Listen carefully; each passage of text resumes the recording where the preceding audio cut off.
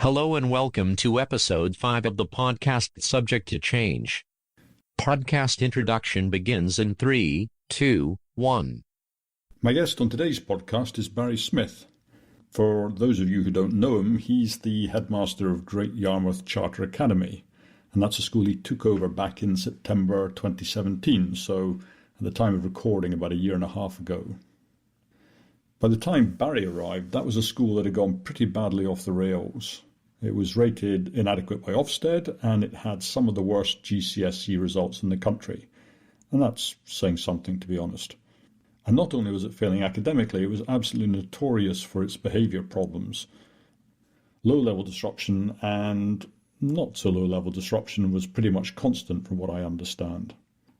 Ironically, all the school's problems had completely passed the media by. And it was only when Barry took over and started to improve things that they started to take notice. And by and large, the stories they wrote were negative. Whenever the parents fretted about the new rules and regulations, the press were there to back them up. Given all this negative press, Ofsted decided to carry out a snap inspection about 6 months after Barry arrived. And you can find their report on the Ofsted website. And far from being negative, it was overwhelmingly positive. I mean, it was absolutely glowing, in fact. With all the media attention on the school, I was curious to see for myself. And that's extremely easy to do because Barry loves his school and he loves showing it off to anyone who wants to visit. And it's not just educational professionals who can come, but interested outsiders too. And when you do visit, you can see why he likes people to come. Right throughout the day, I saw a super happy and focused school doing a great job for the pupils. It's actually really, really inspiring. And if you're a bit skeptical and think maybe it's not as good as I'm painting it, well, you just have to apply to the school and you can visit too. Come and see for yourself. And it's not just Barry that you'll meet. When I was there, I was allowed to sit in on lessons. I was allowed to chat to the pupils and to any staff we bumped into on our way around the school. And in fact, two of the nicest, most positive people I met on the day was the head of the school admin and one of the caretakers.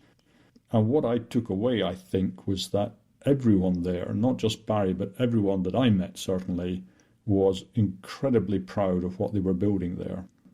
Anyway, having seen the school, I was keen to sit down with Barry and find out a bit more about him as a person, his background, and how he'd brought his vision to Great Yarmouth Charter Academy. That was the podcast introduction. The real podcast starts in 3, 2, 1. Hello, Barry, and welcome to the podcast. Hello, sir. You're the headmaster of Great Yarmouth Charter Academy, and before you took over that school in, I think, 2017? It was September 2017, yeah. So in terms of its academic results and pupil behaviour, I think most people would say it was in pretty poor shape. And I know there's been a fair bit of controversy about the school since you started there. And there's been a lot of this, is this the strictest school in Britain stuff? And I think there's also, to be fair, a lot of curiosity about what you've been doing and how far you got turning things around. So I'm hoping people will be interested to hear about that, and that's what we're going to be talking about in the podcast today. But before getting on with the school, I just thought it'd be nice to hear a bit about you. And so, what was your school like when you were growing up? My school it was the local comp. It was after the days of grammar schools. My brother went to grammar school. My best teachers were probably Mr. Rowland, my French teacher, who was known as Caesar, and everyone was scared of him. But he's just a brilliant teacher and just learnt lots. And another really, really good teacher who I'd love to find again was Miss Matthews. And Miss Matthews, she was only about 27. I remember it was her 27th birthday. And we all thought she was an old lady, because 27's an old lady when you're like 14 or something. And she was really strict. And at first we hated her, it's that cow. But after a very short while we thought, we love her, she's great. And then we asked her, can you teach us next year? Can you be our form tutor? And the following year we all went in our uniforms to a wedding because we just worshipped the woman. And then she left. So there you go. So they were two really important teachers for me. Mr. Rowland, my French teacher, and he would often say, if we didn't know something, usually often something pretty esoteric, he'd say that we were all buffoon.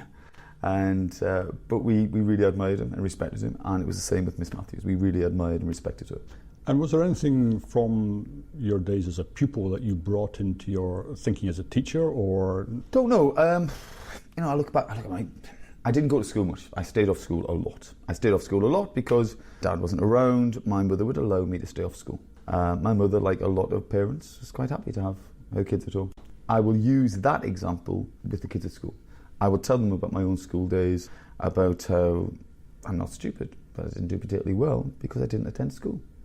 I would tell myself lies. I would rationalise my stupid choices. I'd procrastinate. I'd put things off. I was... you could say arrogant on some levels, just very, very shy on some levels. I often tell the kids that I was a weak person on some levels. And I keep saying to them, I don't want you to make the mistakes that I made. It took me 3 years to do my A-levels because, again, I hadn't grown up. So I had to reset my A-levels. Then I didn't apply to university because I was too lazy, disorganised to apply for the university.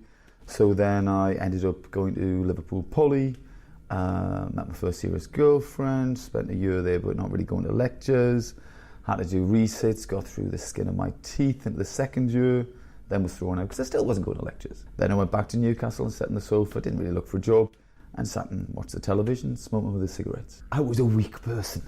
And I tell the kids that all the time. I don't want them to make the mistakes that I made. I think I can relate to a lot of the kids I work with because I came from circumstances that didn't really... I was very, very lucky. I had a sister who was very, very strong and very, very helpful. Now, the reason I'm here today in part is my sister. But I didn't have a lot of people really pushing me in the right direction. I would say my father helped. My father was good, actually. But my mother certainly didn't push me in the right direction. I thought you said your father wasn't around. Sorry. He wasn't around, he didn't live with us, but I would see him. Like a lot of kids that we work with, their fathers aren't around. They don't see very many positive role models in primary school or secondary school. And that is an issue as well, for boys and for girls. So that was me, so I meandered. I eventually got married together, went to Sunderland Poly, did a business studies degree with languages, because I thought it would be, or with French, because I thought it would be a sensible choice. And it was interesting, because I got to spend a year in France. So my year out was probably about 9 months or something in France, in Paris and then Toulouse. And that was good, loved that, enjoyed that. Got a marketing job after that, working for a TV manufacturer. Didn't particularly enjoy it, but it meant that I got to visit Berlin, I got to visit Paris, and I got to visit Hong Kong. I got a company car. So there were things like that which were quite nice, and they were they were status symbols, if you like, so you feel you've arrived. You're succeeding, despite my shoddy beginning there. Then... Well, hang on. Yeah. You seem like you've gone from being someone who wasn't achieving to all of a sudden, whoosh. I didn't know if it was whoosh. I mean, I remember my first salary, I think, was 10 grand. And they were looking for, they wanted a degree. They wanted fluency in 2 languages, but they didn't get that. And it was my sister. She was listening to the radio one afternoon, and she heard that this TV manufacturer, this startup firm, was looking for somebody, and I went along, and I don't suppose it was a huge field, and I got it. It was interesting, because you'd go on the shop floor, and it was back in the days when TVs were cathode ray tube CRTs, and you got to put together a television, and it was interesting being in a manufacturing environment. There are always things going wrong, and you have to be quite pragmatic and think, right, how can I fix this without stopping the production line? So all that was interesting. In theory, it was a marketing job, but you were involved in so much. And then you travelled around, slightly, to some extent, you travelled around the world a little bit. And that was interesting because, again, the headquarters were over in Hong Kong, so I got to visit Hong Kong. I mean, it was one trip, and it was 3 or 4 days, and I was completely jet lagged, and memories include... It was fascinating because I loved how you'd walk out into the street and immediately your glasses would steam up. I'd never experienced that before. I couldn't sleep properly, and I'd look out the window and there's all these people in the park doing what do they call those exercises? Tai Chi? Tai Chi, yeah. And it's fascinating. And going over to a TV manufacturing plant over in mainland China, and I'm the only European there. That felt really odd. I've got memories of working in Paris and doing a placement in when I worked in Paris, that was when I was a student, and did a placement in James Capel, which was a stockbroker. That was fascinating. Again, completely different set of people, a very different social class and background. Fascinating. How do you mean a different social class? Well, obviously, I'm from a very working class background, a free school meal kid, and there I was working with people who, I think my boss he had some kind of aristocratic link. I can't remember what it was. There was somebody else worked in the and the firm, who I think was a great-great-grandson of Charles Dickens. It was just a very different environment. Yeah. And there I was at the photocopier doing lots of photocopying. But I got to live in Paris for 6-7 months, I think, and I loved that. It was a fascinating time. And then after that, I went to business school in Toulouse for a few months, and then I came back to England to complete my degree. Right, and when did you switch over to teaching? I was going to hit on that before, wasn't I? So I had this marketing job, wasn't particularly impressed by it, but there I was doing it, and I had a company car, and I crashed my company car. In fact, I crashed 2 company cars. So I wrote off 2 company cars in rapid succession. Then I started using public transport, and when I started using public transport, I started reading a gift from my brother. My brother, a year or so before, I've got a brother who's 7 years older than me, and he bought me a copy of Stephen Covey's 7 Habits of Highly Effective People, saying, oh, read this, you might not be ready for it yet, but one day you will be. And I just thought, toss it. But he was right, and I read it, and I've got to say, it's the only book I've ever read that I was on a journey or wherever I was, and I was like, oh, the journey's finishing, I've got to stop reading this book, and I would look forward to the next part of the journey.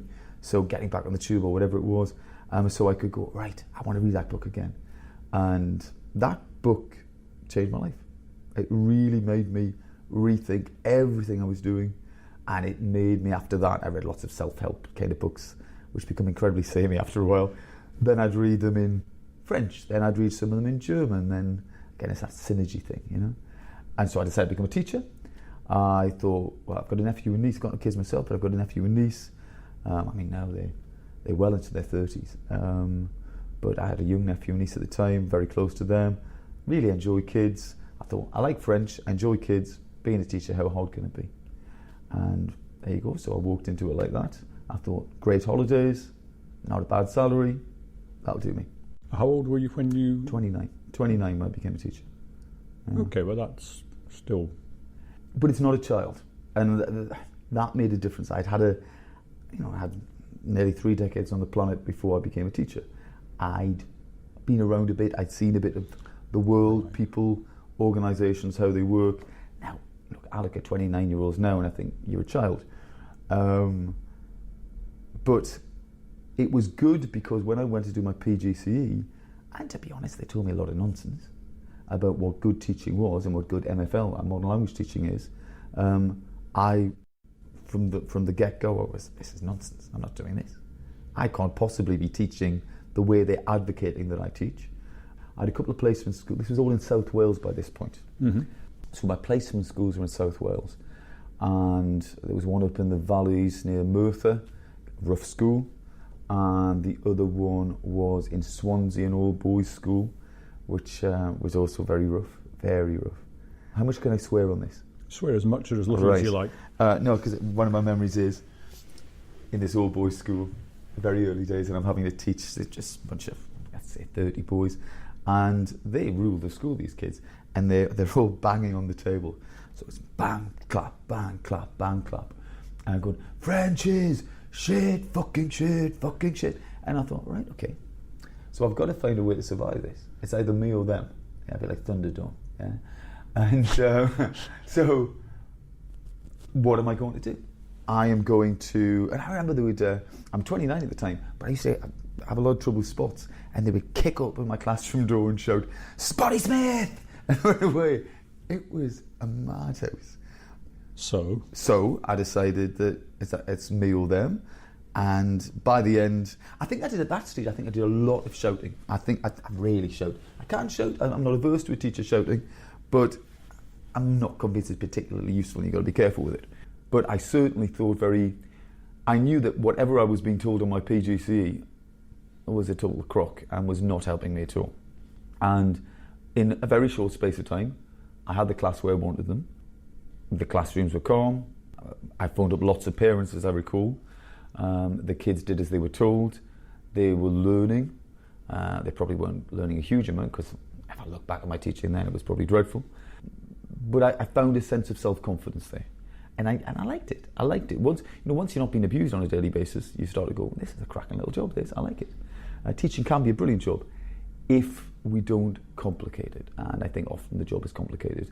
I feel we've sort of skated over something here. We've gone from the pupils opening the doors and shouting Spotty Smith Yeah. to then I had the class under control, we've skated somehow. Right, I was 29, I'm now coming up 51, so it's a while ago, and I've done a lot since, and it's really hard to remember. Yeah. I do recall that there would have been, at one point they went from calling me Spotty Smith to Psycho Smith, which I wore with a little bit of pride, and that would have been me just shouting a ball and going ballistic. And this is in South Wales, and with my accent they didn't understand a word I was saying. And were the other teachers able to keep their classes under control? No. I mean, the whole school was a notoriously bad school, as so many schools are, as Great Yarmouth Charter Academy was. Back in the day, when it was as it was, in its form incarnation. And presumably you got training on how to teach, but I get the sense you maybe weren't too impressed. Oh, we were told all sorts of nonsense. We were told never speak English. Never speak. I was told things like, I'm a language teacher, so you're told you must only use the target language. This sort of the concept is they're in this linguistic bath, and they're just constantly hearing the French language, so therefore they'll pick it up just like a child will pick up their mother tongue. Well, utter nonsense. You see them twice a week if they attend, so that's 2 times 60 minutes. Well, no, it's probably 2 times 50 minutes by the time they get there. Maybe it's 2 times 20 minutes because behaviour is so bad, and it's totally artificial. So I was told not to speak English. Massive error. I was told you're given very little advice on behaviour management. Though I was given, I always remember this, being told on my PGCE that we mustn't go into English if we got behaviour issues. Stay in the target language, because you can do that. In fact, you can control children with your eyes. I was told that. You can control them with your eyes. What? Nonsense. So, yeah. And again, I remember when I first started being told lots of things like, it's really good practice to do surveys. Find out what the children like doing best. How do the children learn best? Because they can tell you. And you'd be told things like, just because you learn that way doesn't mean to say the kids will learn that way. Which is crazy, because when I look at really good linguists, I love to find out, you're a really good linguist. Why are you so good? What have you done that makes you so good at that? Any field, what makes you so good at your chosen field? And I want to learn from the very best I can find. So in that classroom, that language teacher is the best linguist in the classroom, generally. So therefore, those kids should be learning from that successful linguist. There's this concept of, and again, if you go on Twitter and things, you'll see this. The term that is often used in education, and say in education Twitter, people talk about progressives and traditionalists, and yeah. I would be classed as a traditionalist, although I don't really class myself as anything other than right. I don't want to waste my time. I don't want to waste the children's time. I've got 60 minutes. What am I going to do? How am I going to maximise the learning return on time invested? I always talk about that. I always talk about opportunity cost as well. If I'm doing this, what am I not doing? So all I'm ever going to look at is, how can I maximise kids' learning in that period? If they leave my lesson feeling accomplished, then my job's done, because they'll come back next lesson feeling, I'm good at French. And that's what I want. That's all I've ever wanted.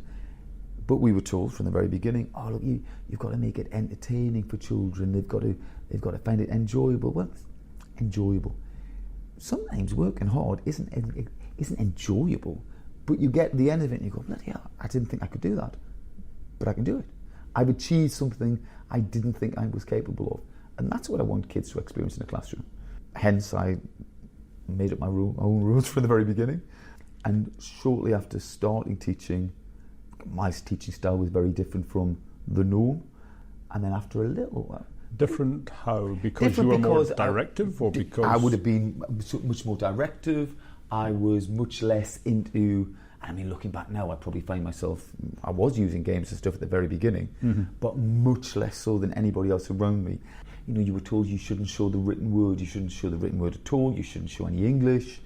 You should just really fill your lessons with games. And all of that, none of that made any sense to me, because we've got I'm teaching a Roman language. I'm using the Roman alphabet. It's obvious. use the links between English and French, or English and German, because I taught a bit of German at the beginning. Make everything really transparent. Don't force kids to guess. What do you think the answer is, kids? No, tell them. You know far more than they do. Tell them exactly. Preempt all those high frequency errors. After a little while, you soon know these are the words that kids always mispronounce. So these are the words that kids can't spell. Well, tell them in advance. A lot of people can't spell this. This is why. Mm-hmm. Then they won't make that mistake. So I've just bought myself loads and loads of lesson time, and the kids are going, oh, I'm good at this. And that's, as a teacher, I think you need to be a salesman. You need to sell your subject. How do you sell your subject? You don't sell your subject by planning a lesson going, how can I make this fun and entertaining? Because nothing's that fun and entertaining. But what I can do is I can create a lesson whereby by the end of the lesson they go, I'm good at this. I sound good. I remember well. Yeah, and somebody who feels like they're doing well, they want to do more. Of course you do. If you feel you're good at something. Kids that are good at football will go, oh, I'm good at football. Oh, another sport, I'll try that. If you feel you're good at an academic subject, the kids that are good at academic subjects look at other academic subjects. They're open to the possibility. Mm. And that's all I ever wanted to do in a language lesson. So I was only teaching for about 7 or 8 years full time, right? And then I got a head of department role in a SINC school in South Wales, which was awful. And from what I gather, still hasn't improved much. But I was told, right, this is going to be a fresh start. It's going to be a fresh start school, and we're going to transform education. And it didn't. And lots of things were wrong about that school. And so I was there, I think 2 years, and then I went part-time teaching, and then part-time starting to do teacher inset, because the way I taught languages was very different. So I had a different story. So what is teacher inset? It's teacher training. So therefore, again, we're talking early 2003, something like that. So schools had quite a bit of money to people go on courses. Teachers would go off to hotels, courses. They'd listen to me for a few hours, and I'd tell them, look, this is a good way to teach languages. Try this. They'd have a nice lunch. I would do my jovial Geordie Mr. Entertainment bit. They'd like it. And there you go. And that was part-time? Well, initially part-time, and then it became my full-time job. It wasn't a full-time job. You can earn very well by working very few hours, very few days, and I did. Goodness. For many years.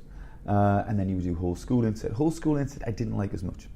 Whole school inset, you get requests like, well, whatever the zeitgeist was, that's what the SLT would want. And they'd say, we want something on boys' achievement. So I would ring up schools beforehand and say, listen, this is my take on boys' achievement. They need to read and they need to behave properly. Oh no, we don't want that. We want games because these boys are kinesthetic learners. And I go, well, that doesn't exist. And this is, again, 2003. So when most educational trainers were going around saying, oh, VAC and games and movement and boys' brains and girls' brains, I'm going, nah. You need literacy and you need good behaviour. And there were some gigs, some jobs that I had, I would tell them very honestly what I believed in at the beginning. Then I would go, I'd give the course, and I told them what I believed in, and I wouldn't get paid. Gosh. Because I'm not paying for that. He told me that boys aren't kinesthetic learners. I'm not. And of course, when you're in that industry is you're only as good as your feedback forms. So you have to get good feedback forms. But I did well. I did it for a decade. I always give good feedback on these courses. I always think this poor guy has gone all this way. So I just give him 5, regardless. What was interesting was the older teachers, more experienced teachers would often like me because I'd give a very realistic view of what teaching's about. New teachers, NQTs, teachers who have been teaching a matter of weeks, would be, let me tell you, I've been teaching 6 weeks. I can tell you how to teach. I suppose they just completed their course and they were getting 180 degrees. Absolutely. No, this can't be right. Otherwise, I've just wasted. I know people now who are doing their teacher training, and they tell me what they're being taught, and it's a nonsense. And I don't say too much because there's not a lot of point. They know it's nonsense, and they know, look, I've got boxes to tick. I need to get through to the next stage. Sure, you survive and move on. But it's a shame because you're doing those teachers a massive disservice because those teachers then go into a school situation, the lessons don't necessarily work as the teachers have been told they were going to. the teacher goes, oh, it must be my fault, I'm a bad teacher. No, the methodology you've been taught is bad, is really bad. And that is partially why you're failing. The methodology is wrong. But you're beating yourself up about it. When did you, I think there was 3 of you founded the Michaela School.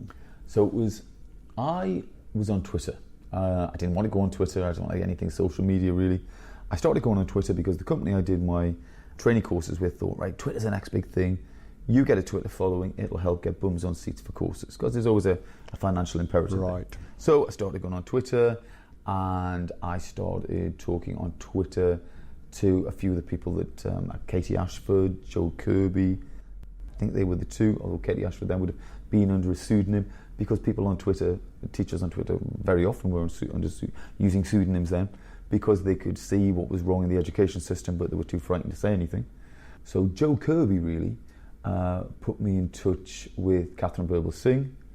Bizarrely, about 2 or 3 years earlier, in 2010, when Catherine Burble-Singh did her spiel at the Conservative Party conference, and she's talking about broken education system, I had come home that day from giving courses in Manchester, I think I was, and I'm watching the news with the glass of wine in my hand and going, yeah, she's right. Then by the time I saw the next news bulletin, I had a couple more glasses and I'm going, she's really right. And so I sent her an email and said, listen, this is my job, I train teachers, if there's anything I can do, I'd love to touch base. Sent me back a lovely reply, said, oh look, I'd love to, can't talk to you now, but I will get back in touch. But then sort of 3-4 years later when we actually met, she went, well, that was a standard reply. But I didn't realise at the time. Oh.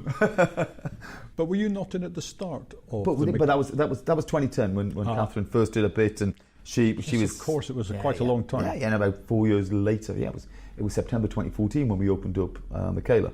So by February 2014, I started working with Joe Kirby and Catherine Burble-Singh, and there were 5 of us in total setting up Michaela in Wembley. And that took quite a long time to get going, as I recall, because the Catherine local had gone through the mill. authorities... She'd gone through the mill, yeah. And she'd been blocked at every path, really, every point. And you were the French teacher at Yeah, Michaela. they were looking for a French teacher. I don't know if I was really what they wanted, because, it was a bunch of 5 young kids, Well, it was Catherine, and then everyone else was early to mid to possibly late 20s, and then there's Grandpa Joe in the corner, that's me. Yeah. And I don't think they knew really what I'm capable of as a French teacher. I don't think they knew really what I'm capable of in terms of just working a room and working with kids. The energy. But I do have a lot of energy because I love it. I love what I do. Kids make me laugh. If the environment is right, it's an amazing opportunity to be a performer, and I like performing, that's why I'm a French teacher, and just to build up that camaraderie with the kids and so on, and I love all that. I love the banter with the kids. Okay, well then, so you get recruited from Michaela School, is that right? Yeah. And who is it that recruits you? Was that Dame Rachel? So I'm Michaela for 3 years. Right. And then I decided that I was going to do a job with Inspiration Trust. It was going to be 3 days a week, and I was going to advise Inspiration Trust, all of their language teachers, and develop their language teaching across the trust, and help set up an initial teacher training program for language teachers there as well. That was the plan. And Inspiration Trust is the trust based in Norwich? Based in Norwich, yeah. Yeah, but it's right across Norfolk and into Suffolk as well. Yeah. Right, so that plan sort of went off the rails. Well, very, very early in that, so I left Michaela sort of 20th of July, thinking I'm going to start in September, this 3-day-a-week job with Inspiration Trust. Then Rachel D'Souza I met her and she plants a seed, and she goes, oh, you should be a head teacher. I go, nah, I never want to be a head teacher. Never had any desire to be a head teacher. Which is absolutely true. And she goes, well, I know a head teacher when I see one.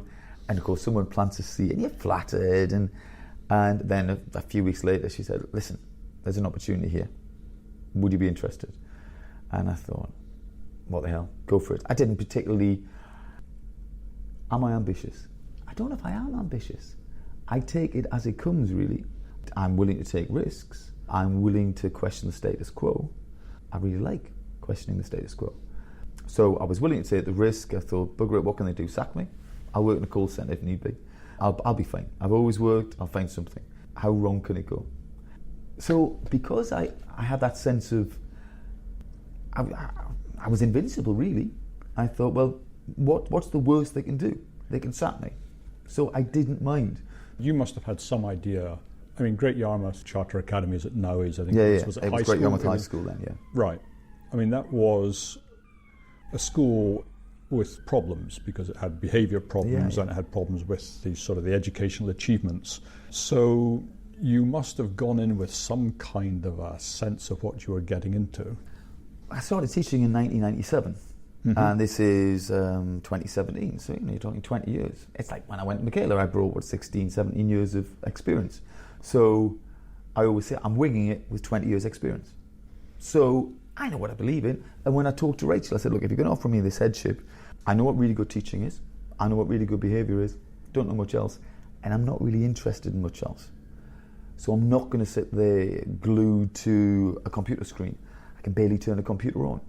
I'm not going to sit there poring over spreadsheets. I know what good teaching is. I know what good behaviour is. That's what I'm prepared to do. And I'm only prepared to be and do what I believe in. And to her credit, she's, through all the white heat of the media attention at the beginning, incredibly supportive. The PR man at the trust was like, oh my God, what's Barry doing now? But Rachel would send me messages going, keep going, stay strong, we're with you. And she was brilliant. She was absolutely brilliant. Whenever there's a media kerfuffle, which it's water off a duck's back now, and we'd had a fair bit of that at Michaela as well, the trust have always been incredibly supportive. So is it fair to say then that the experience at Michaela was a decent preparation for Great Yarmouth? Absolutely, because at Michaela, I very much, in terms of creating what I did in French, it was me. There's an awful lot Michaela is me, obviously, because I brought 70 years of experience to it.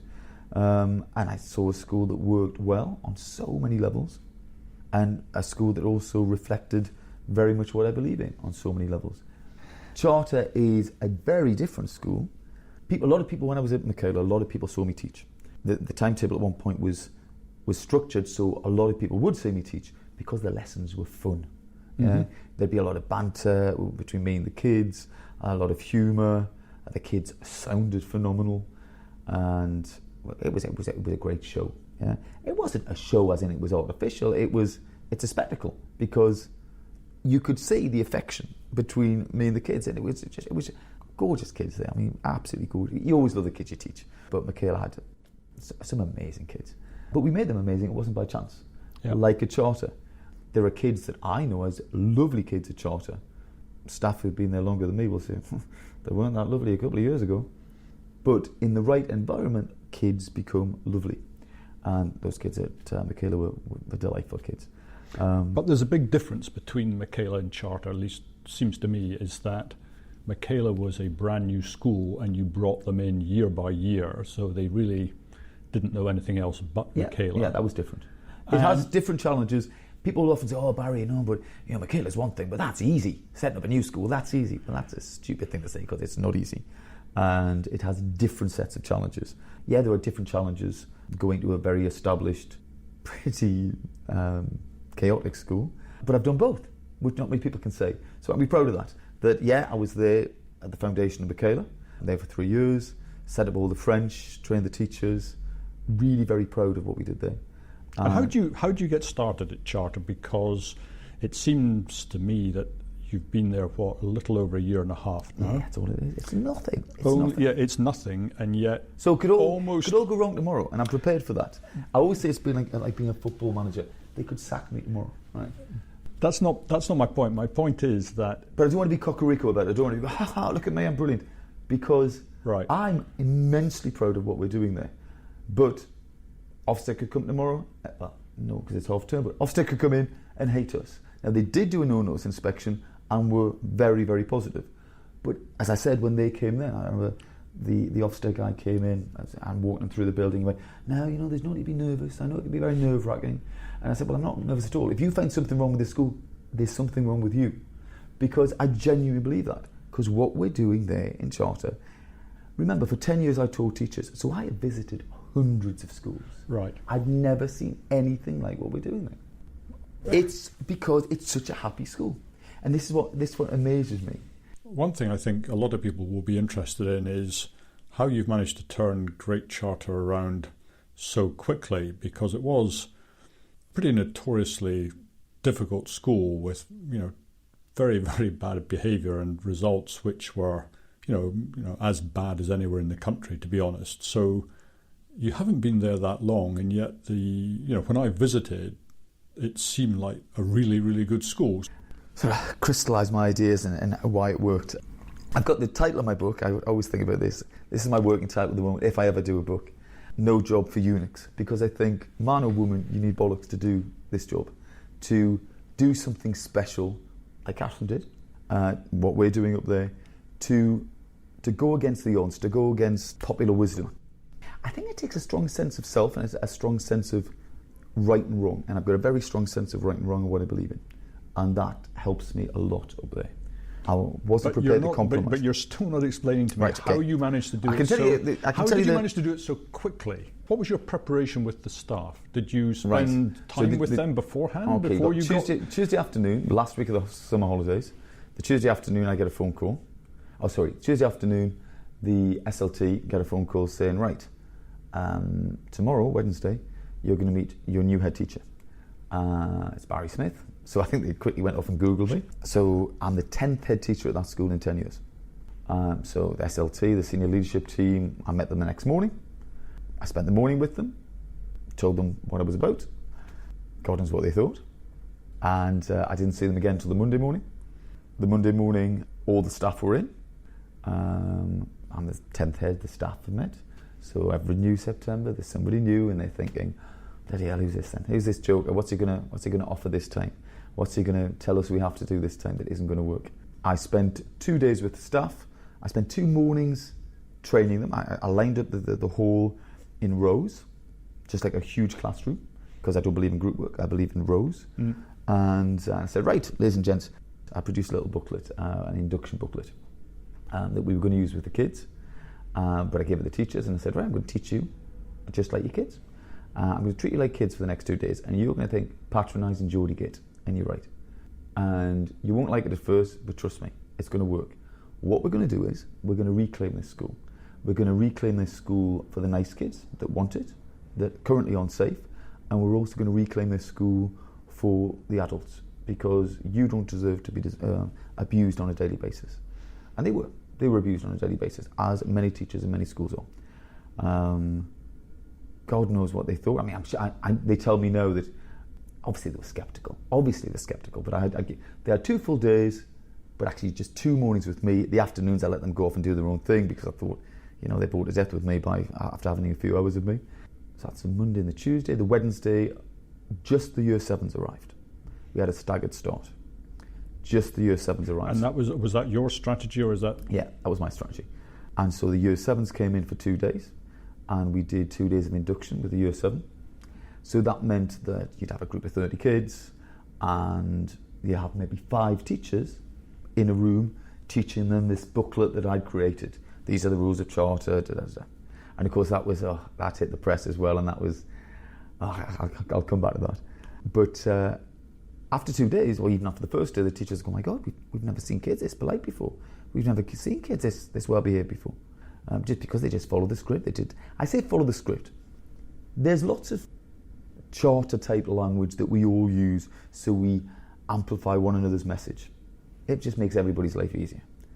However, I always tell them, listen, I don't want you to lose what I call your personal pizzazz, because we come in this job because we perhaps want to perform, or we come in this job because we want to form relationships with kids, and I don't want them to be automatons. I don't want the teachers to be, we're not little Russian dolls and we all fit into one another, and we're not interchangeable widgets. I don't want that. Some kids will like you, and some kids will like somebody else more, and some teachers won't, and some kids won't like you. But it is about relationships. Charter is all about relationships. I talk about it's built on the rock bed is genuine mutual respect. And when I talk about genuine mutual respect, I say that because in most schools that I've ever encountered, the teachers are full of, hello, little Johnny, how are you today? And little Johnny barely looks at you and curls his lip and grunts. And there's no comeback. little Johnny is rude to the teacher and the teacher is being incredibly polite, little Johnny. And that becomes the norm. That isn't how we do things at Charter. So it is genuine mutual respect. So we teach kids to be polite and, morning miss, morning sir, have a nice day. How are you today? Did you ask me how I was? Lots and lots of, I tell the teachers all the time at Charter, I tell them, listen, we're first and foremost behaviour teachers. You do a bit of maths on the side. Now the truth is, you get all those social norms in place. There's an expression people use in Norfolk, they go normal for Norfolk. But we say normal for Charter. And normal for Charter is, you do say please and thank you. You are super polite. We often do shake hands. I often call kids sir and miss, predominantly because I don't know their names. Because there's over 700 kids and I don't know all their names. But it's a really easy marker, because if I call you sir and miss and you don't use the Charter full stop, which is sir and miss, then you're deliberately making a choice there not to be very polite to me. And I want to see that. I want to see that challenge. And I thought, oh, Charter full stop, thank you very much, sir. First couple of days, getting back to the original point as I meander around, first couple of days, I trained the teachers, year 7s came in, the teachers went, wow, that worked. Then the year 8s had to come in for 2 days. So now we're going to have the year 7s and the 8s in the building. The year 8s in the previous year, when they'd been year 7, were horrible. And there were teachers there, lovely teachers actually. I'm thinking of one particular bloke, he's a great bloke. And I remember him saying, yeah, anticipating year 8s coming in, going, yeah, this is payback time. Yeah. Because the teachers had been abused. And my mantra is always warm and strict. And whenever I write it, I always write warm in capital letters. Because it's very, very important to be warm. And warm and strict was the mantra. The year 8s came in. Kids that had been horrible actually just kind of fitted in and were quite pleasant.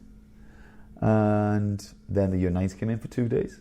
So on each time a new year group was coming in, everyone was filled with a certain sense of trepidation. Is this going to work? But it kept working. And then we had to bring in the 10s and 11s at the same time. And they should have been the hardest nuts to crack. And we were thinking, right, okay, what's this going to be like? Again, the trust was great, because the trust, 14 schools, so you've got a senior leadership team from 14 schools who don't have full timetable. So therefore, they have a little bit more flexibility. So the trust sort of bust in all this senior leadership team from all these different schools just to be standing around the yard when year 10, 11 came, just so it gave us a sense of support, really, for the teachers that were there. And it kind of confused the kids, I guess, as well. Although these members of the senior leadership team from other schools in the trust were just kind of standing there a bit lost, to be honest. But it made us feel supported, and it made us feel part of the trust, and that was nice. The kids fitted in. I mean, there were always going to be families that don't like it. In the early days, I met a lot of parents, and we have very good relationships, and we're very supportive of parents. We have an excellent pastoral team. The heads of year are superb. They're the backbone of the school. And if they hear this, that's a big shout out to them, because they're a marvellous bunch. And the SLT are brilliant. They work a lot with parents as well. I'm never in my office. People always say the last place you're going to find Barry is in his office, because I'm constantly circulating.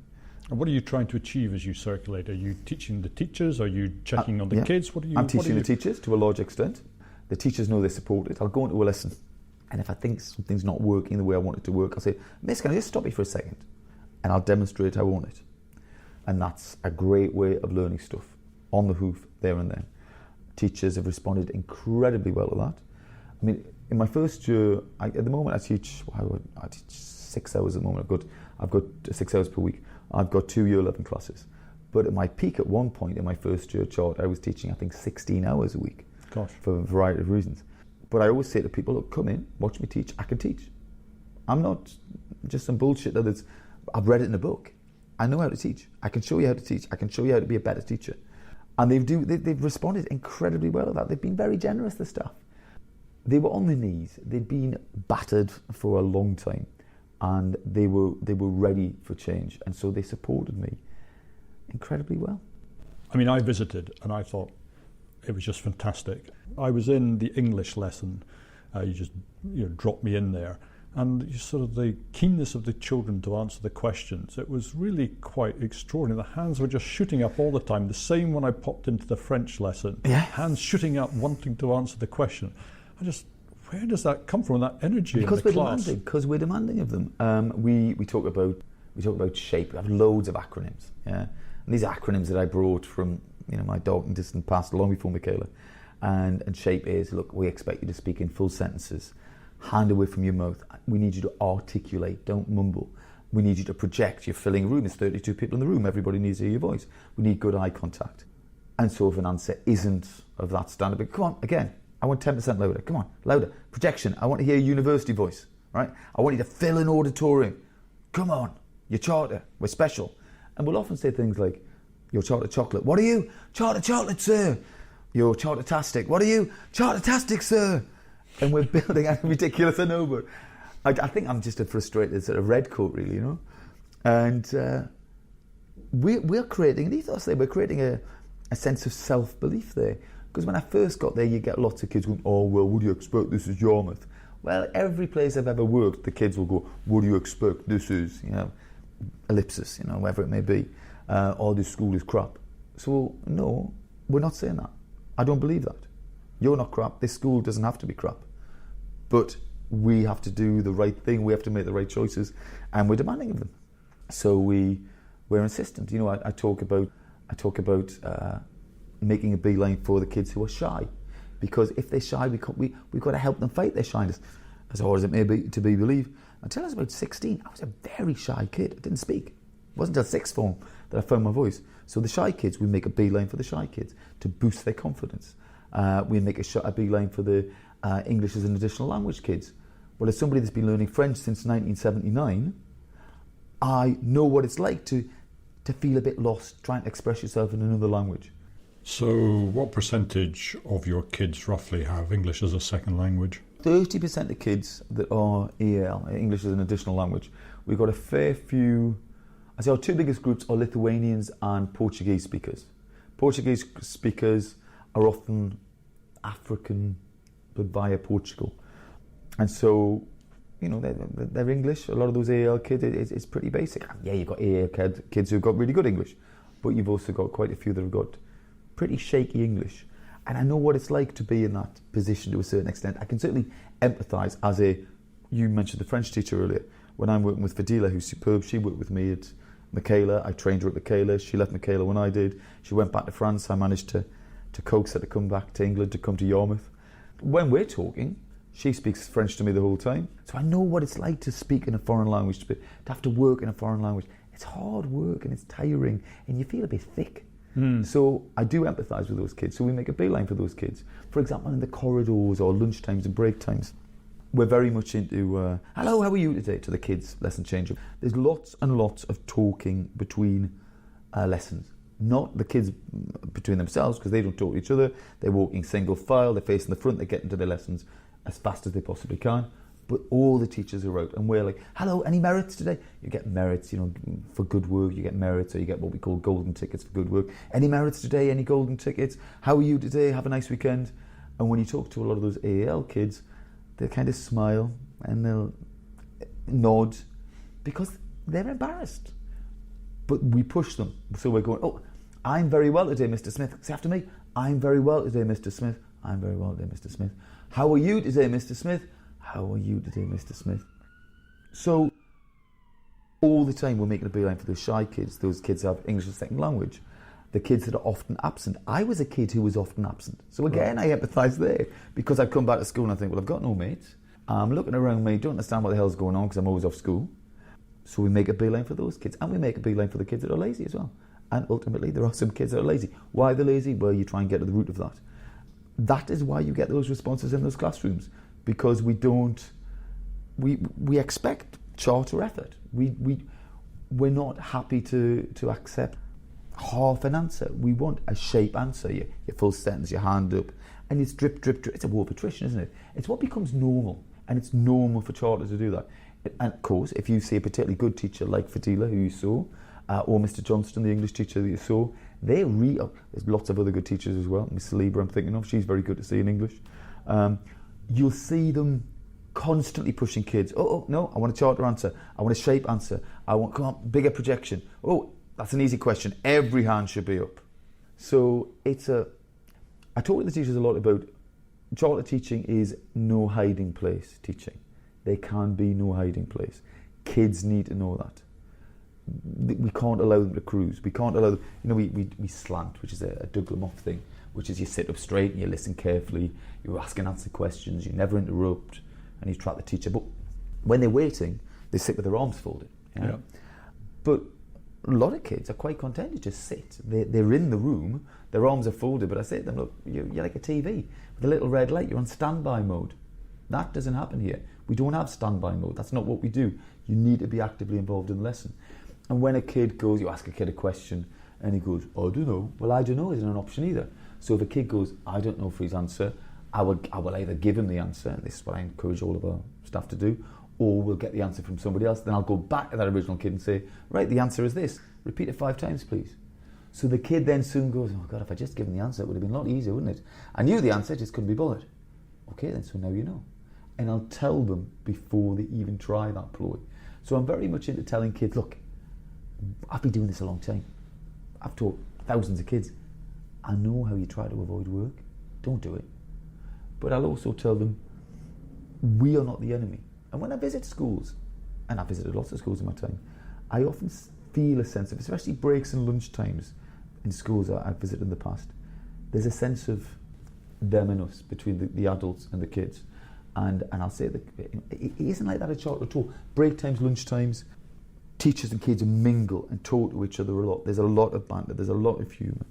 They're constantly talking about me being bold, which is it's just funny. I like all of that. And I say to the kids when I'm talking to them, look, we're not the enemy. Never think we're the enemy.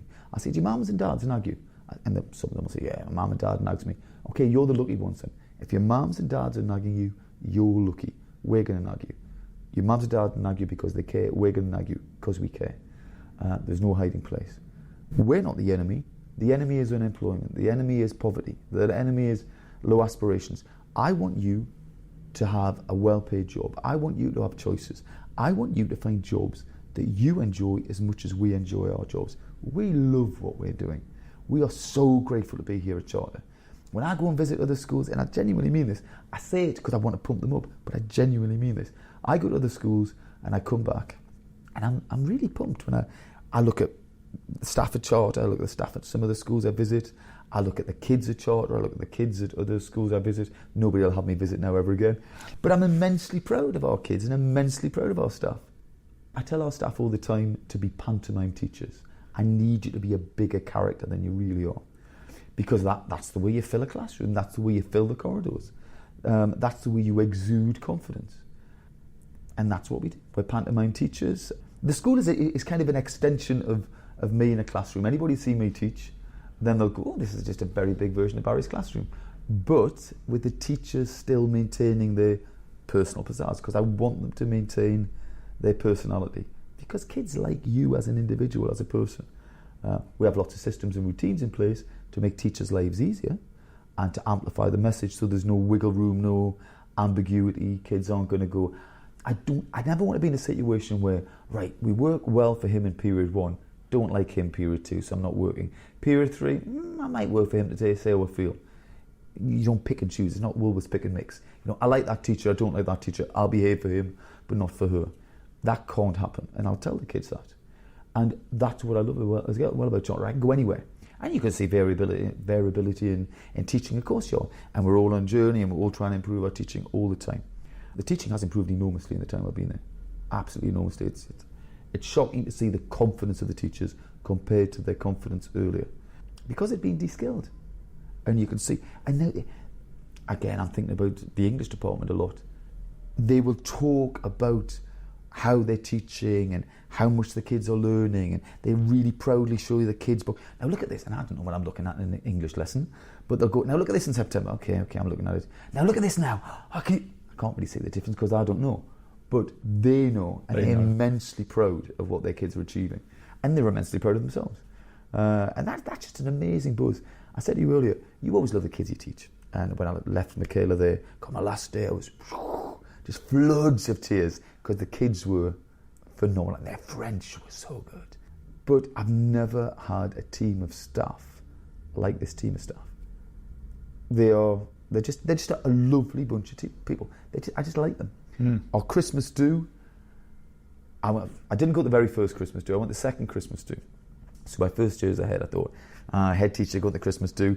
When I'd been a teacher going to Christmas do's many moons ago, you know, I'd have a couple of pints and go up the head and go, now this is how you want to run this school. Because I know, right? I haven't taught for 5 minutes. I'll tell you how to teach. I'll tell you how to run the school. So I didn't go the first year. I did go the second year, and I thought, which was just December gone there, and I thought, I'll stay for a couple of drinks to be polite, but I'll stay till the end. And it was just, I didn't disgrace myself, I don't think. They're just a lovely bunch of people. And they were sidling up to me, and I thought, oh God, I'm going to get a lecture on what's wrong with the school now. But they were full of, oh, we love charter because. Yeah. And they're happy. I noticed two things which struck me a lot. I mean, I noticed a ton when I was there, but two things which struck me as unusual, and I don't know if they are unusual. One was the poetry. I love the poetry, yeah. And the other, well, let's just talk about the poetry then. I saw it in the corridors. And what was going on at break time where you had half the school up amazing. On the stage? I love it. I love it. I mean, the kids are just so proud of themselves. They are just so proud of themselves. Right, I've always done chanting. As a language teacher, like a lot of language teachers do chanting, I've always used chanting as a way of getting kids in and out of lessons. So it means they're coming in, they can't speak any English, they can't be off task. So as long as I remember kids coming into a room, I'd be chanting the alphabet in French or numbers in French or whatever. And when I started at Michaela, I started chanting in French then, as kids were coming in and out of family lunch. And then that moved on to kids learning poetry.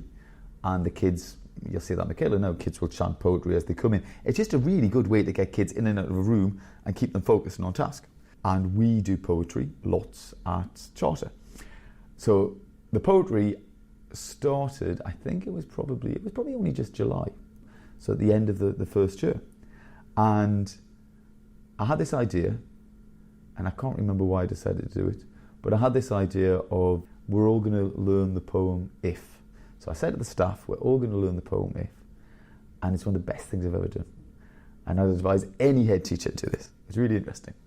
So I gave them all a copy of If, which I know is very un-PC now, but I love the poem If. It was my dad's favourite poem, and I remember him reciting it to me when I was a kid.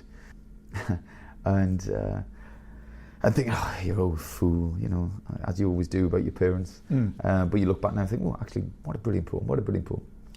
And he'd also say things to us. My dad was in the army. My dad was 48 when I was born. I'm the fifth child, so, family planning wasn't big on the agenda there. And he would tell us, because he'd been in the army, he hadn't been an officer, but he'd always tell us that we were officer class. And that made us think, oh, okay. I used to find it deeply irritating at the time, but it made us feel a little bit special, a little bit different. We weren't allowed to watch ITV, for example. So we were different. And my mother went to grammar school, so she didn't do anything with it. She left school early, but she would always tell us, well, I'm a grammar school girl. So there we had my father telling us we were officer class, my mother telling us that she was a grammar school girl, and we are the offspring of a grammar school girl. And so we always had that sense of we were a little bit special. And I want the kids at Charter to have that. And we wanted the kids at Michaela to have that. I tell the kids at Charter all the time, oh, you're not normal. I don't want you to be normal. Normal's not very nice. We're better than that. And so, learning If. So I said to the staff, right, we're all going to learn If. And I gave them the poem. And I said, it'd be really good, because if we memorise this poem, it'll give us the experience of learning stuff. Because, we all know our own subject area very well. It's like falling off a log. It's easy for us. And remember, our kids are having to learn, revise and learn 9 GCSE subjects. That's a lot. A lot of them didn't do particularly well in primary school. They might have numeracy problems, literacy problems, not easy home lives. A lot of them don't even have English as a first language, and they're doing 9 GCSEs and this broad panoply of subject areas. So if we learn a poem, we'll understand what it's like to learn something new and challenge ourselves. So I gave the teachers the poem.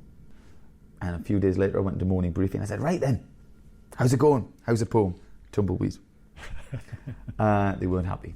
The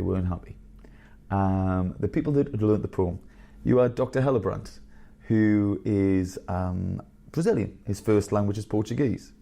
super sharp, super bright, and loves charter, and he learned the poem. But he's a Brazilian speaker. Fadila, French native, she learned the poem. Miss Haji Stratidi, who was a long-term supply and Greek, had learned the poem. It's not turning out well for us Brits, is it? Yeah, and then, but they weren't very happy. There'd been, one of them, one of the teachers had even gone to talk to their union rep about it. He's making us learn a poem. And then I got told, oh, it's not the way my memory works. It's not my learning style I got. I heard lots of excuses. So anyway, I'm usually a fairly pleasant chap, I think, and I get on really well with the staff, and we have a lot of banter, and it's nice. It's a lovely atmosphere. I really like them. But that morning, that really pissed me off. And I said to them, right, okay. So this was a year, we started in September, this is July.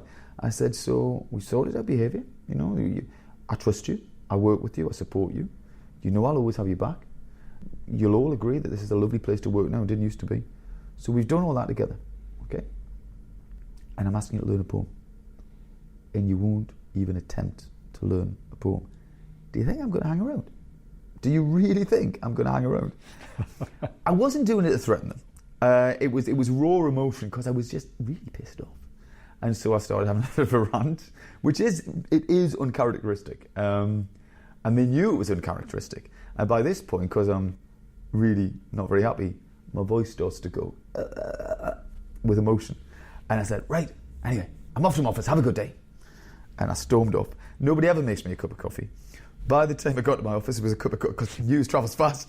There was a cup of coffee on my desk, and literally by the time I sat down, there were about 20 members of staff at the door saying, we'll learn the poem, we'll learn the poem, we'll learn the poem. And they did, they learned the poem. And it was great because then I said, right, you've got the poem, get the kids to test you with this poem. Give the kid a copy of the poem. The intention was never for the kids to learn the poem. The intention was for the teachers to learn the poem, right, and get the kids to see you struggling. I want the kids to see what it's like. We struggle, we want to give up, but we don't give up. That's the role model we have to be for them. Because we're top of the pyramid. Top of the pyramid, what my dad used to say to us again, all those people at the bottom, they make mistakes, they give up. The people at the top of the pyramid, they just keep on going, keep on going, keep on going. They don't necessarily want to do the hard work involved either, but they just keep on going. Very few of us at the top of the pyramid keep on going, which is the message. I used it at Michaela, I use it at Charter. So the staff started practicing the poem with the kids started testing them, the kids started asking for copies of the poem, and it was just a resounding success. So by the end of the term, so you're talking around, 18th of July or something, it was a scorching hot day, and we had all the kids, year 11 had left by that point, we had 7, 8, 9, 10, all in the yard, and we're doing, what the ice bucket challenge is? I remember that. Yeah, we did ice bucket challenge, and we did press up challenge, and different teachers were juggling, and it was just a beautiful day. It was a lovely, lovely, lovely day, and the kids are all chanting the poem, and that was right at the very beginning when I met with year 7, I taught them Invictus. Again, that's straight from Joe Kirby, because he taught them Invictus at Michaela, and so they knew Invictus. And then we added if, and then as time's gone by, obviously it was Armistice Day, so we learned in Flanders Fields. The English department had taught them the prologue from Romeo and Juliet. So and it just builds up.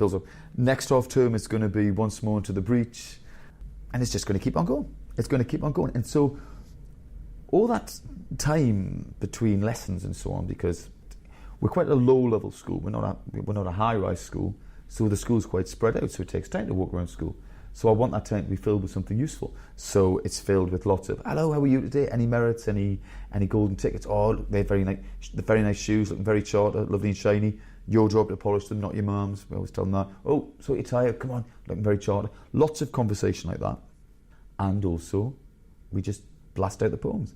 And the kids respond, blast the poems back to us. And it's just fun. It's a bit of energy, it's a bit of humour and laughter. What was going on at break then when you said, right, I want volunteers for the poem, and then a third of them get up on the stage, roughly? I wasn't expecting that. You often get kids who will come up, 1 or 2 kids, who will quite readily get up on... Sometimes we've had kids in the summer, when the weather's good, I'll stand on a picnic bench and I'll give an assembly in the yard to about 700 kids. And they're just standing there gathered round. and I'll give them a bit of an assembly. And it would have been, last July, we had a great kid called Lennox in year 9, and he said, I've learned the poem. Go on then. And he stood up on the picnic bench in front of 700 kids. Blimey. And no hesitation, no nerves, word perfect. It was just brilliant. And all the kids really, there was no sniggering, no taking the mick. You can be clever, you can work hard. It's being charter. And he was just phenomenal. But you often get kids that will volunteer to stand up on a stage in front of 300 or 400 kids and chant the poem, whatever the poem may be. But as time has gone by, it's probably just that week when you came, I'd started saying, any volunteers? I might have done it once or twice before, and you might have got maybe 10 volunteers the first time, 20 the second time, and possibly 40 or 50 the second time. And that stage isn't particularly big, because they just love it. They just love it. They know it. And I tell them, stand there, come on, right, put your bags down. You can't carry a bag of your coat. Right, shoulders back, clench your hands behind your back, chest out, head up, looking smart. You're charter, you're representing the school now. And they're on that stage, good eye contact with the audience, and they're just proud of themselves. They're just really proud to be charter.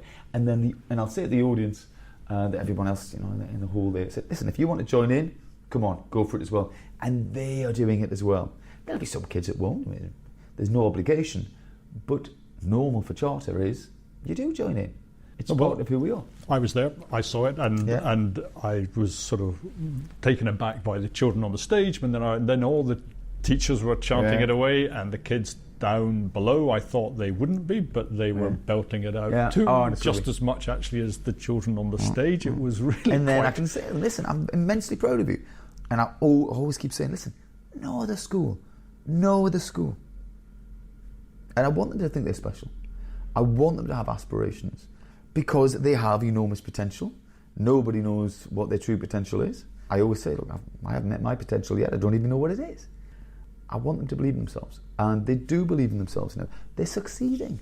They're succeeding on a daily basis. That's certainly what I was seeing. And so I guess my next question is, you've only been doing this for a year and a half. Year and a half, yeah. So where do you think you might end up with these kids? Well, that depends on my mood. I took about 5 years or 7 years. Yeah. What am I? I'm coming up, I'll be 51 in June.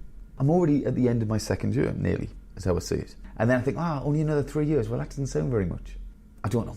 I think 5 to 7 years. I want to see what I can do with these kids.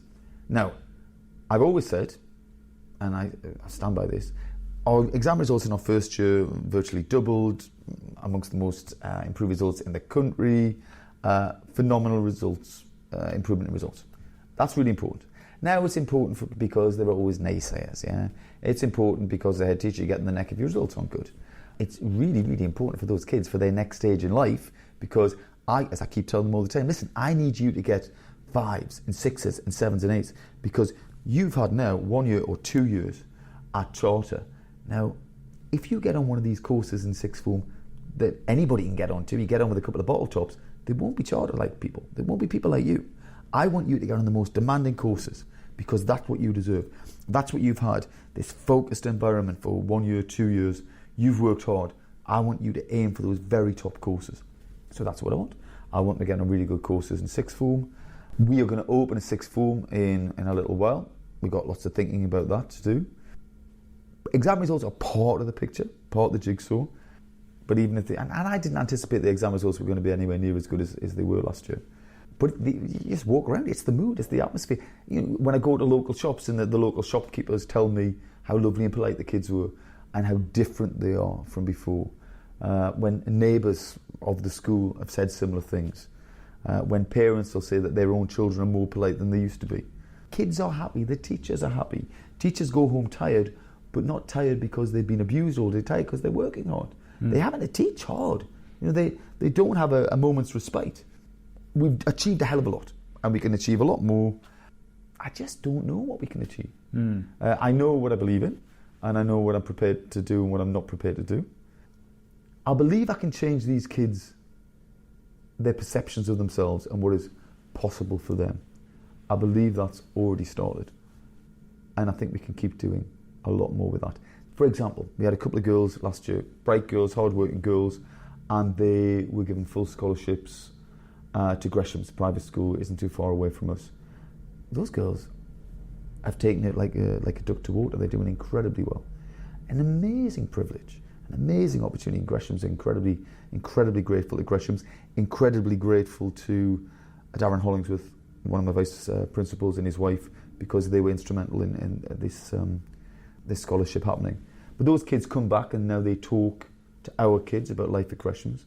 The fact that we had such good results, such a huge hike improvement in results in the first year, meant that I could talk to the new year 11s and go, see what we did? That was after 1 year of charter. You will have 2 years of charter. What can you do? And they know, they remember what it was like before.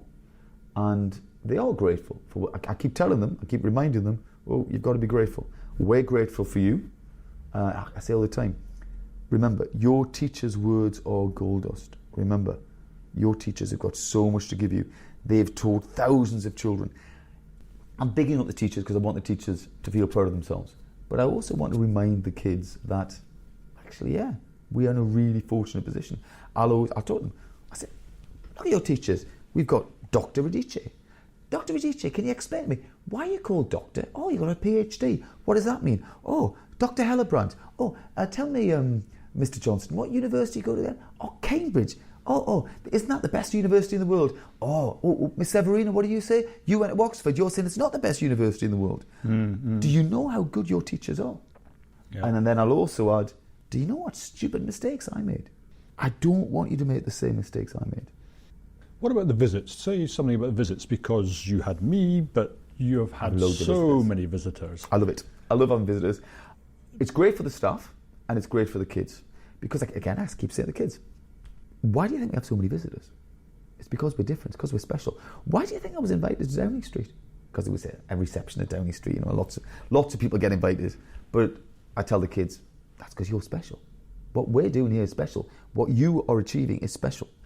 I was invited to give a talk at the House of Lords. Again, a lot of people are invited to give talks at the House of Lords. But I'm telling the kids, why was I invited to the House of Lords? Because you're special. Because what we're doing here, me and you and your teachers, nobody else is doing what we're doing. So I want the kids to believe that. I want the teachers to believe that. And I believe it. The visitors, I've got a point to prove. I want people to see what is possible. A lot of visitors, and I think it's a bit of a cop-out, but some visitors will counter with, yeah, but Barry, it's because you're big and you're a character. So without you, it wouldn't exist. You do need somebody with a vision and drive and energy to drive it, to lead it. You can't say, can we do this with the shithead teacher? Well, no, you can't. You've got to do it with somebody who knows what they believe in. But I've also got a superb senior leadership team. The staff, as I said before, have been really supportive. And we have lots and lots of routines and systems that we all apply. And we do apply it, and we apply it consistently. And one of my major points I'm always making to staff is, listen, we can't have any passengers. We've all got to follow the script, as I call it. It just means the routines. We've got to stick to it, because if you're not doing it, then somebody else is carrying you. And then we're letting each other down. And if we let each other down, we'll go back to how it was. And nobody wants that. I was thinking about the visitors, and I was thinking, you've had your share of critics. When I visited, and I've seen the comments of the other visitors, they're kind of blown away. So do the critics come and visit? Every critic, not one critic has ever actually visited the school or asked to visit the school that I'm aware of. There might have been one critic who's asked to visit the school, and I didn't appreciate that. I didn't see it on Twitter until a long time afterwards. But I'm not inclined to have them, because they come with an agenda. I always say open-minded visitors, because if people are genuinely open-minded, I challenge you to say that and not think, wow.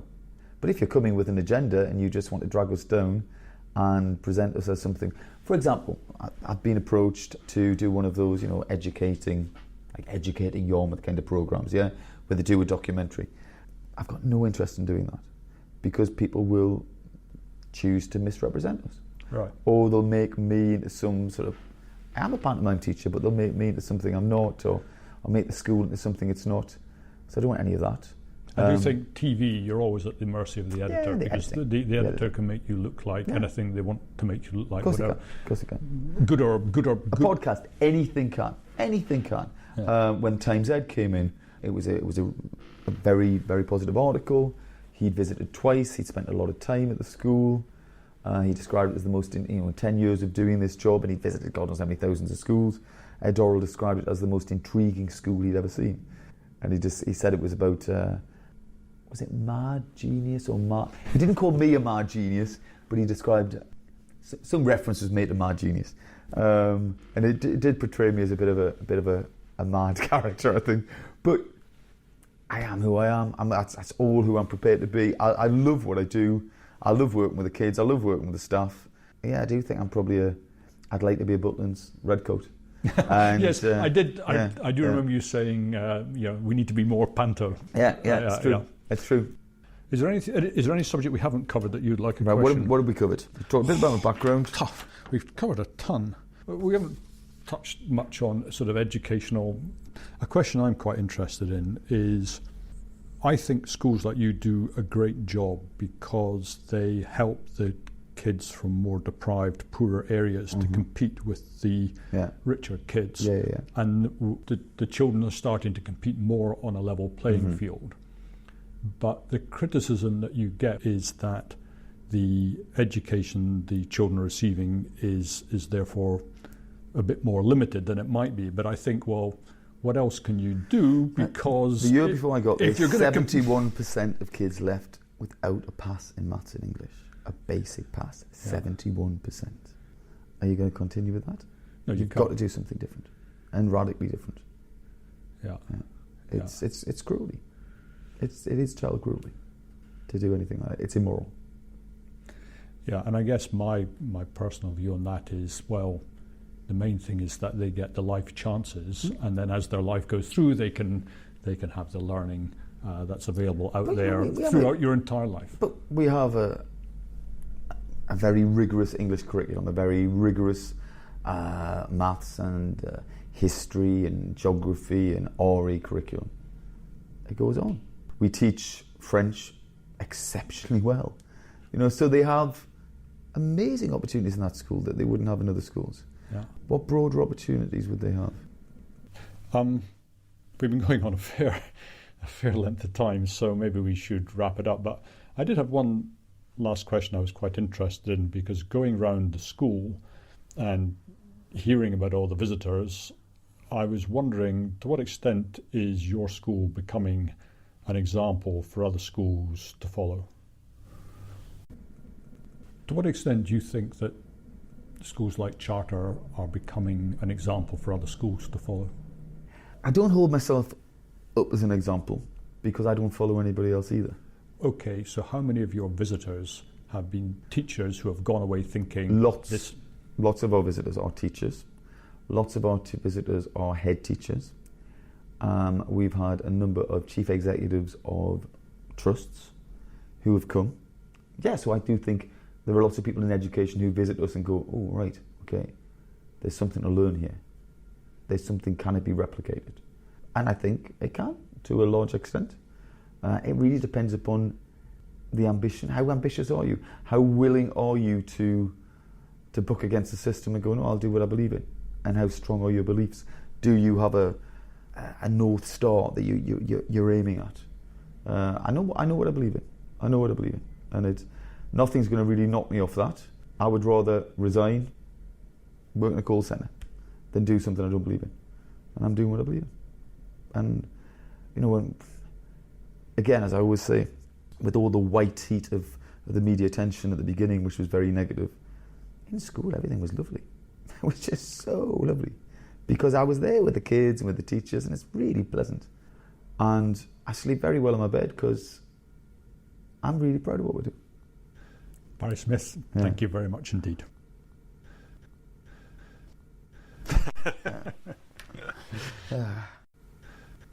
Thank you for listening to the podcast, Subject to Change. Podcast ends.